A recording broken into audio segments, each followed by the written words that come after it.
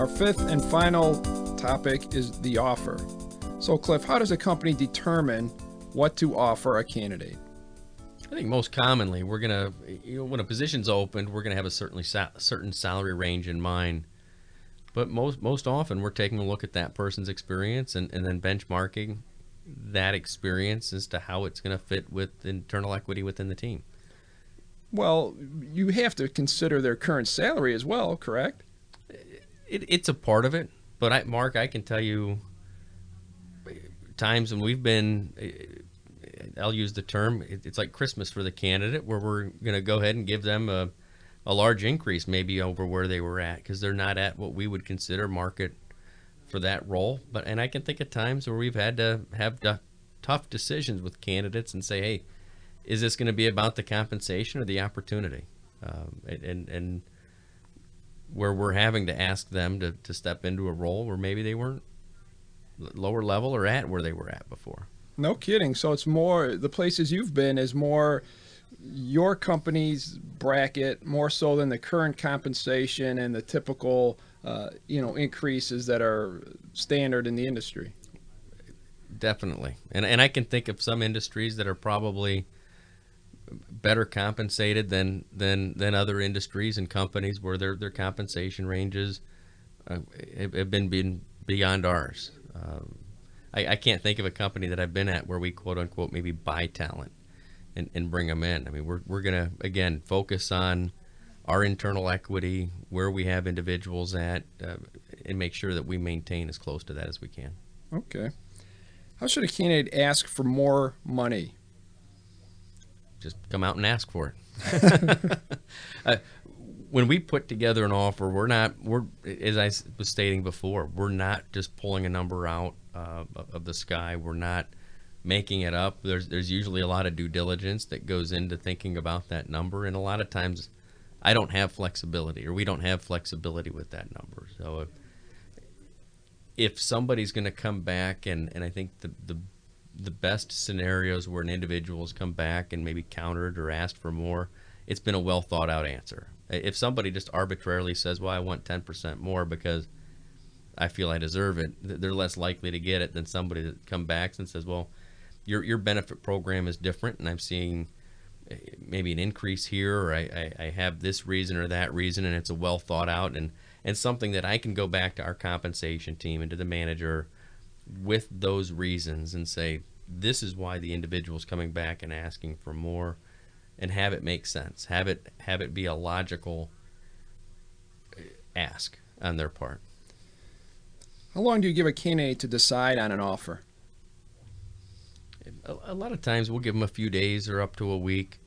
I think the best case scenario is when we can step into this and get a quick answer and quick feedback from the candidate. And I go back to what you and I have discussed in other areas before, in that the sooner and the quicker response that we get, the more excited and we feel that the candidate is about the opportunity and about what we're bringing them in to do. If they're going to take 5 days to think about the offer, the longer they take, the less excited that we feel they are about the position in the company and opportunity. Do you discuss counteroffers with candidates? Again, sometimes we just don't have any flexibility. No, I'm sorry, a counteroffer from their current employer. Oh, okay. Not often. I think it's generally accepted that counteroffers are discouraged. Not usually a good spot to be in. And you and I, when we work together at the agency level, I know we counseled candidates quite often about the perils of accepting a counteroffer. And I think those are well published and well publicized out there. So you really don't care if they accept a counteroffer from their current employer, because you'll still get your paycheck. See, I'm a little different on that. I need that candidate to accept the offer, so I'm going to be a little bit harder on them.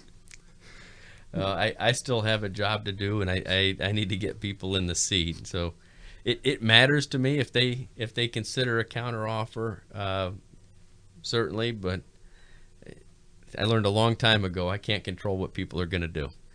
Good answer. What is the normal start date for a candidate? What's the normal amount of time they should give their current employer as a notice?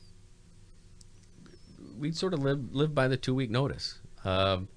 Depending on their role, projects, and that they're supporting, I've seen individuals that want to give a 3-week notice. Anything beyond that, though, is difficult, and it's going to be a balance of making sure you leave your current position in good standing.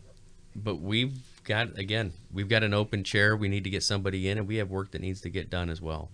So I think pretty standard is the 2-week notice. And if I'm discussing a start date at the offer point, usually I'm going to give 2-week notice plus a week to get through pre-employment checks. So we're usually looking at around 3 weeks to get on board. Good. You got anything else for me on this topic? No, I think important for individuals when they get to the offer stage is having a game plan and having it well thought out prior. I think too often candidates get to the offer stage and they're almost caught off guard. Like they weren't ready for the offer. They hadn't already worked through what that number was going to be that they're going to accept. And that's where we start seeing delays. I think if a person goes into it with everything mapped out, with a game plan, usually that's when it's going to go the smoothest. So making sure that they've put thought into that would be my advice.